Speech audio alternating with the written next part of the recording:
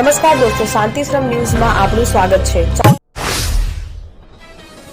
ગુજરાતમાં સ્થાનિક સ્વરાજ્યની ચૂંટણી અંતર્ગત આજે મતદાન થયું હતું, જેમાં અરવલ્લી, પાટણ, બનાસકાંઠા, મહેસાણા, વાવ-થરાદ અને સાબરકાંઠા જિલ્લાની 53 તાલુકા પંચાયતમાં ભાજપ, કોંગ્રેસ અને આમ આદમી પાર્ટી તેમજ અપક્ષ ઉમેદવારોનું ભવિષ્ય આજે ઉત્તર ગુજરાતના મતદારો નક્કી કરશે। હવામાન વિભાગની ગરમીની આગાહી વચ્ચે મતદાન કેન્દ્ર પર મતદારોની લાંબી કતારો જોવા મળી હતી। દિવ્યાંગો, વૃદ્ધો, દુલ્હન, વરરાજાઓએ મતદાન કરીને લોકશાહીના પર્વમાં ભાગ લીધો હતો। અનેક મતદાર મથકો પર પોલીસના જવાનોએ દિવ્યાંગ મતદારોને મતદાન કરવામાં મદદ કરી હતી, જ્યારે અમુક જગ્યાએ ઈવીએમ મશીનમાં ખામી સર્જાતા હોબાળો સર્જાયો હતો, પણ દરેક જગ્યાએ શાંતિપૂર્ણ માહોલમાં મતદાન સંપન્ન થયું હતું। સૌથી વધુ મતદાન વાવ-થરાદ વિસ્તારમાં 62.52% નોંધાયું હતું, જ્યારે સૌથી ઓછું મતદાન પાટણ જિલ્લામાં 59.1% નોંધાયું હતું। ઉત્તર ગુજરાતમાં સરેરાશ મતદાન 60.60% રહ્યું છે। સાંજે 6 વાગે ઉમેદવારોના ભવિષ્ય ઈવીએમમાં સીલ થયું, તેમજ 28 એપ્રિલના રોજ મતગણતરી હાથ ધરવામાં આવશે।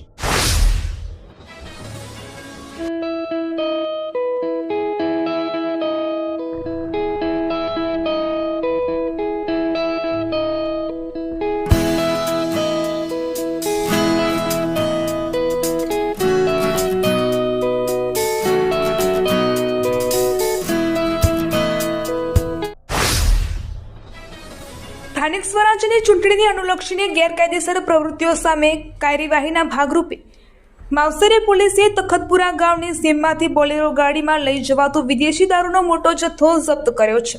આ કાર્યવાહીમાં કુલ 2,90,056 મુદ્દામાલ કબજે કરવામાં આવ્યો છે।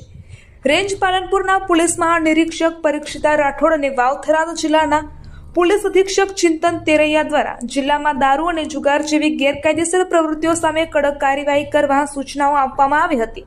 આ સૂચનાઓના અનુસંધાને નાયબ પોલીસ અધિક્ષક થરાદ વિભાગ SM વારોતરિયાના માર્ગદર્શન હેઠળ માવસારી પોલીસ સ્ટેશનના પોલીસ ઇન્સ્પેક્ટર RP વણઝારા અને તેમની ટીમ વિસ્તારમાં ચૂંટણી સંબંધિત પેટ્રોલિંગ કરી રહી હતી।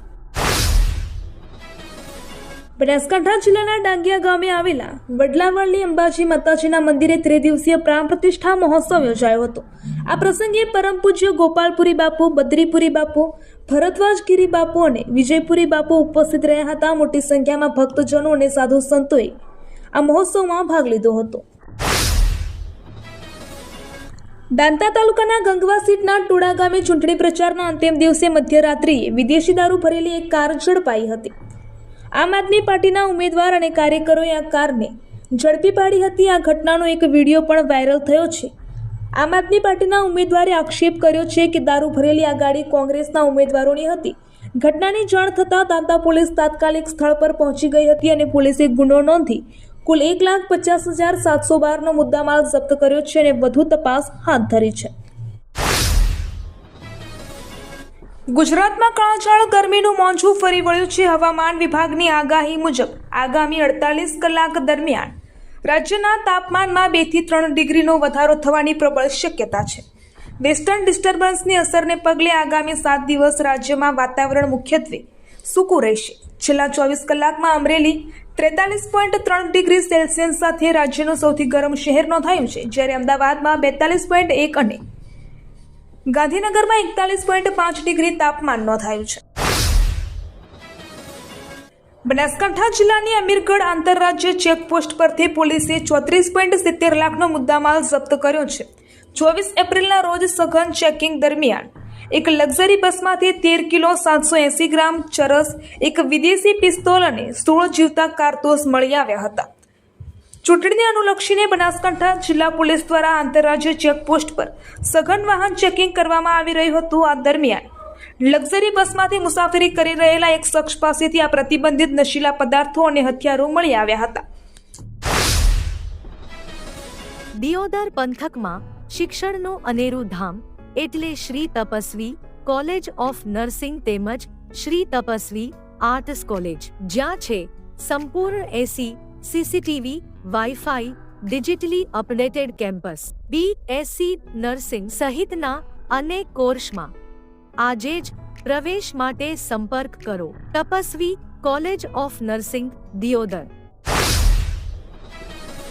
પાટણ જિલ્લામાં સ્થાનિક સ્વરાજની સંસ્થાઓ, જિલ્લા પંચાયત, તાલુકા પંચાયતો અને નગરપાલિકાઓ માટેનું મતદાન અત્યંત ઉત્સાહપૂર્ણ અને શાંતિપૂર્ણ માહોલમાં પૂર્ણ થઈ ગયું હતું, જેમાં સરેરાશ 59.1% મતદાન નોંધાયું હતું. જિલ્લા પંચાયતની 32, તાલુકા પંચાયતની 170 બેઠકો અને નગરપાલિકાના ઉમેદવારોના ભાવિનો ફેસલો ઈવીએમ મશીનમાં કેદ થઈ ગયો છે.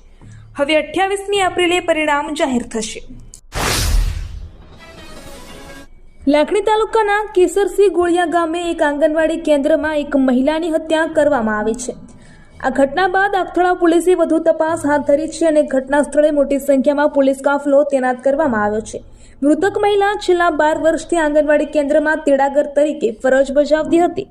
અગમ્ય કારણોસર હથિયાર વડે તેની હત્યા કરવામાં આવી હોવાનું પ્રાથમિક તપાસમાં સામે આવ્યું છે.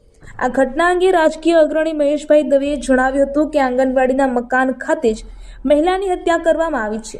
આરોપી નજરકેદ હેઠળ છે અને ફરિયાદ નોંધવાની પ્રક્રિયા ચાલુ છે. મૃતકના પિયર પક્ષના લોકો રાજસ્થાનથી આવે ના ત્યાં સુધી મૃતદેહને ન હટાવવા માટે સાસરી પક્ષના સભ્યોએ વિનંતી કરી છે.